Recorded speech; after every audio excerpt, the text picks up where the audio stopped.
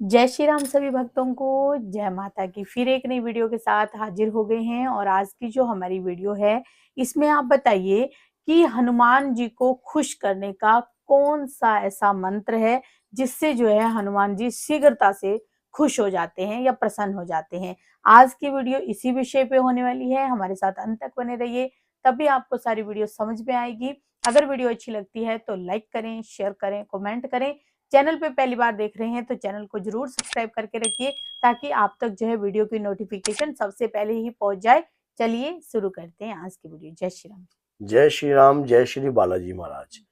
कलयुग के जागृत देवता हनुमान जी महाराज हैं और हनुमान जी महाराज को खुश करने का हम क्या करते हैं कि हनुमान चालीसा का पाठ करते हैं, मंगलवार को भोग भी लगाते हैं, शनिवार को भी भोग अर्पण करते हैं, नैवेद्य अर्पण करते हैं। हम चाहते हैं कि हमारे बाबा हमसे प्रसन्न हो जाए, किसी न किसी तरीके से हो जाए। हम भक्ति भाव भी करते हैं, ऐसे अपने अंदर गुण पैदा करने की कोशिश करते हैं कि जिससे हम अपने बाबा को अधिक से अधिक प्रसन्न कर सकें। लेकिन कई बार ऐसा होता है कि बाबा प्रसन्न है या नहीं है, हमें इस बात का पता नहीं होता और मन में कई बार इस प्रकार के ख्याल भी उत्पन्न होते हैं कि हनुमान जी क्या पता मुझसे प्रसन्न है या नहीं है। तो सबसे पहली बात मैं आज आपको एक बता रहा हूं कि हनुमान जी को खुश करने का सबसे रहस्यमय कार्य है और रहस्यमय मंत्र। देखिए, सभी इस बात को जानते हैं कि हनुमान जी स्वयं अपनी भक्ति से ज्यादा प्रभु श्री राम की भक्ति से खुश होते बहुत ज्यादा प्रसन्न होते हैं। इसमें कोई संदेह नहीं है क्योंकि राम नाम उन्हें अति प्रिय है और राम नाम से ही वो जगत का कल्याण करते हैं। और भगवान श्री राम के वरदान के अनुसार, माता सीता के वरदान के अनुसार वो चिरंजीवी हैं और धरती पर उस समय जब तक कलंकी अवतार प्रकट होता है, जब तक उनसे मिलन नहीं होता, तब तक हनुमान जी यहाँ से जाने वाले नहीं। समझ गए? हनुमान जी धरती के जागृत देवता है। वो जागृत देवता प्रसन्न कर होते हैं प्रभु श्री राम की अटूट भक्ति जो व्यक्ति करता है, राम नाम का स्मरण करता है, तो हनुमान जी उनकी रक्षा करते हैं, हनुमान जी के वीर उनकी रक्षा करते हैं। लेकिन कुछ ऐसा कार्य भी होता है जिस प्रकार से मैं आपको बताता हूँ कि रामायण का पाठ अगर आप करते हो, सभी को पता है कि सुंदरकांड के पाठ से, रामायण के पाठ से हनुमान जी शीघ्रता से प्रसन्न हो जाते हैं। लेकिन रामायण के अंदर उत्तरकांड के अंदर जो उस समय एक ऐसा दोहा है, ऐसी चौपाई है लास्ट में, उस चौपाई को अगर आप समझो तो सबसे बड़ी बात क्या है, भगवान राम से पूछा था कि आपकी भक्ति, मान लो अगर किसी भक्त ने आपकी भक्ति को प्राप्त करना हो तो कैसे करे, तो उस चौपाई में यह दुआ है उस भक्ति को प्राप्त करने के लिए उन्होंने स्पष्ट बताया है। उन्होंने कहा है कि और एक गुप्त मत सभी कहू कर जोरी, शंकर भजन बिना नर भक्ति न पावे मोरी। क्यों? जो भक्त सच्चे मन से शंकर भगवान की भक्ति करेगा, जो भक्त सच्चे मन से शंकर भगवान की भक्ति करेगा, वो मेरी भक्ति के लायक अवश्य ही होगा। इसी प्रकार से शंकर कौन? धरती में शंकर कौन है? इस वक्त हनुमान जी शंकर भगवान के 11वें रुद्र अवतार है। जो हनुमान जी की भक्ति करता है उन्हें राम की कृपा प्राप्त होती है, या कोई शिव की भक्ति करता है तब भी राम जी की कृपा प्राप्त होती है। अगर जो हनुमान जी की भक्ति करते हैं उन्हें किनकी? राम की कृपा प्राप्त होती है। यह बात हमेशा याद रखना, क्योंकि भगवान शिव के अंतर मन में कौन है? राम। और राम जी के अंतर मन में कौन है? राम जी के अंतर मन में शिव है। तो इसी प्रकार से अब आप ये देखिए कि आपके अंतर मन में कौन है। अगर धरती के जागृत देवता की आप पूजा करोगे, याचना करोगे, उन्हें मनाने की कोशिश करोगे, उन्हें ध्याने की कोशिश करोगे, उन्हें मनाने के लिए सबसे ज्यादा शक्तिशाली एक मंत्र है। उस मंत्र को आप नोट कर लीजिए। मंत्र है ओम राम राम श्री राम दूताय नमः। ओम राम राम श्री राम दूताय नमः। ओम श्री राम राम राम दूताय नमः। समझ गए? ओम राम राम श्री राम दूताय नमः। तो इस मंत्र का निरंतर जाप कीजिए जब भी आप पूजा करते हो, शुरुआत करते हो, प्रथम जब भी शुरुआती तौर पर आप बैठते हो, 10 मिनट के लिए ध्यान मदन हो जाइए।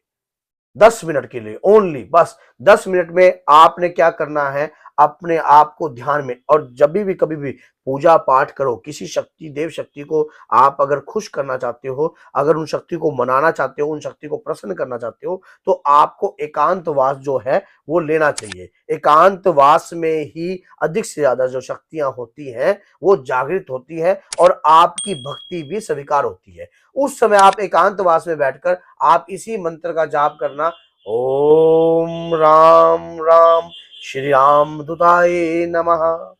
लगातार अगर आप इस मंत्र का जाप करोगे बैठकर, तो यकीन मानिए आपकी इस मंत्र के आह्वान से हनुमान जी खुश हो आपके ऊपर खुश होकर आपके नजदीक उसी समय आपको महसूस होने लग जाएंगे। थोड़े ही समय में आपको उनकी कृपा प्राप्त होने लग जाएगी। ये देख लेना। आप अगर यकीन नहीं है तो इसको आजमा कर देखिए। आप इसको आजमाइए, देखिए, करिए, और फिर देखिए आप जब आप इसको करोगे आपको खुद महसूस होगा कि जैसे आपके अंतर से जो आवाज निकल रही है एक अजीब सी निकल रही है। आपको कुछ ऐसा महसूस होने लग जाएगा कि वाकई में हनुमान जी मेरी भक्ति को स्वीकार कर रहे हैं, हनुमान जी मुझसे प्रसन्न हो रहे हैं। और जिस समय आप ये इस प्रकार से कार्य नहीं करोगे उस समय वो खुद कहे, आपको ऐसा लगेगा जैसे कि मैं बेचैन हूं, आज मेरा दिन जो है अच्छा नहीं गया, पता नहीं क्या हो गया, जैसे कुछ मुझसे छूट गया है। आप स्वयं देखिए कि आप एकांत कमरे में बैठे हो। भक्ति के लिए जरूरी नहीं है कि मंदिर जाना ही अनिवार्य होता है।